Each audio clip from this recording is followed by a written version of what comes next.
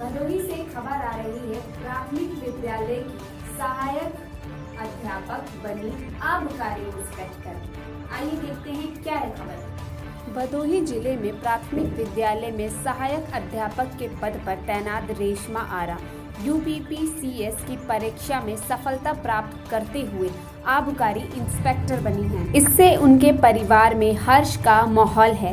रेशमा आरा ज्ञानपुर नगर के बालीपुर की रहने वाली हैं और ज्ञानपुर की भुड़की प्राथमिक विद्यालय में सहायक अध्यापक के पद पर तैनात हैं।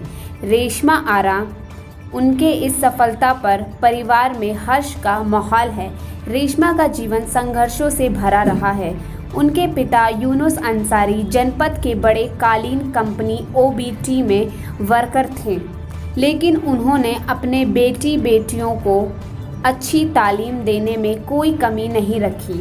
रेशमा ने जवाहर नवोदय विद्यालय ज्ञानपुर से इंटरमीडिएट किया है और उन्होंने बताया कि नवोदय से निकलने के बाद आगे की पढ़ाई करने और तैयारी करने के लिए जब और उनको पैसों की आवश्यकता पड़ने लगी तो वह अपने बच्चों को या अदर बच्चों को ट्यूशन पढ़ाने लगी। उन्होंने बीटीसी किया है और सहायक अध्यापक बनी।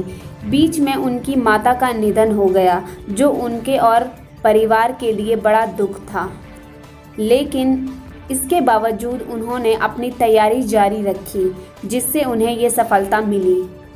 उन्होंने कहा कि लक्ष्य आगे आईएएस बनने की है और वह उनकी तैयारी कर रही हैं। भदोही से नितेश श्रीवास्तव की रिपोर्ट। मेरा नाम मोहम्मद यूनुस अंसारी है, बालीपुर का निवासी हूँ। मेरी बेटी ने पीसीएस 80 रैंक में पास किया है। हमें बहुत खुशी है उसकी। हमने अपनी बेटी को पढ़ाने के लिए उसे हर तरह की आज़ादी दी और उसे हमेशा ये गाइड किया कि जो है आप लग जाओगे तो मिलना ही मिलता है।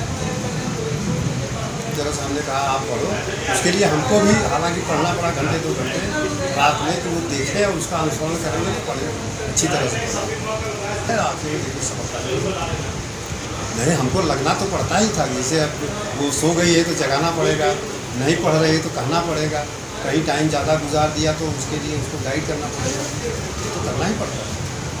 बहुत खुशी है, लेकिन जो आपका कहना है मखमली कालीन में ऐसा नहीं है। समुद्र के अंदर अगर आप देखेंगे तो मोती गहरे में मिलता है, छिछले में नहीं मिलता मोती, समझ रहे हैं। तो कालीन नगरी में ये मखमली कारपेट के नीचे आप जाएंगे तो बहुत टैलेंट है, नोबडी नो। और मैं बालीपुर की हूँ।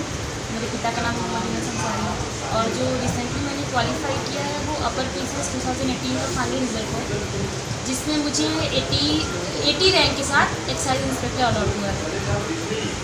तैयारी तो ऐसी ही रही जैसे नॉर्मल होती है, बट स्ट्रगल उसके साथ जो एसोसिएट था वो काफ़ी हाई डिग्री का था। जैसे मेरी जॉब थी तो मुझे उसके साथ कंटिन्यू करना था।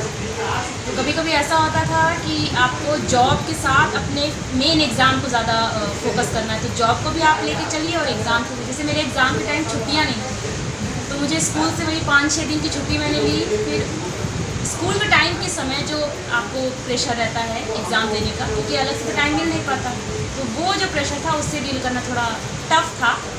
बट मेहनत थी, ये था कि करना है तो करना है, तो फिर ज़्यादा पता नहीं चला, बट स्ट्रगलिंग था और इंजॉयफुल भी रहा। सोशल मीडिया लिमिटेड मैंने यूज़ किया, जितना मुझे ज़रूरी लगा उतना मैंने सोशल मीडिया का यूज़ किया, और अदरवाइज़ मैं ऑफलाइन जैसे बुक्स जो मटीरियल्स हैं इन सब पे ज़्यादा रिलाई करती हूँ। थोड़ा डिस्ट्रैक्टिंग भी है, तो लिमिटेड यूज़ अच्छा था। भाई मैं तो ये कहूँगी पहले आप डिसाइड कर लीजिए कि आपको करना है अपने लिए या दूसरे के प्रेशर में आप करना चाहते हैं। फर्स्ट ऑफ ऑल आपको ये डिसाइड करना पड़ेगा, क्योंकि अल्टीमेटली प्री में इंटरव्यू आपको फेस करना है।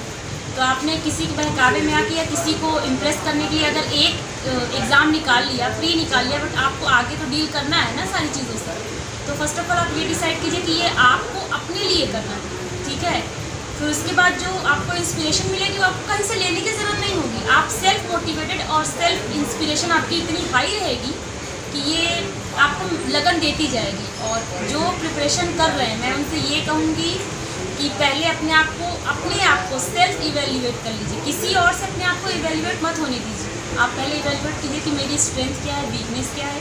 स्ट्रेंथ को और ज़्यादा स्ट्रेंथ में तब्दील कीजिए और वीकनेस को एलिमिनेट करने की कोशिश कीजिए। और अगर आप लगे हैं, मेहनत कर रहे हैं, तो ये एग्ज़ाम आपका लिस्ट में नाम होगा, वो दिन बिल्कुल दूर नहीं। और मैं तो ये कहूँगी कि मैं इसको अपनी सफलता की पहली सीढ़ी मान रही हूँ, क्योंकि मेरा अल्टीमेट जो एम है वो IAS है और IAS बनना ही है, देश के लिए कुछ करना है।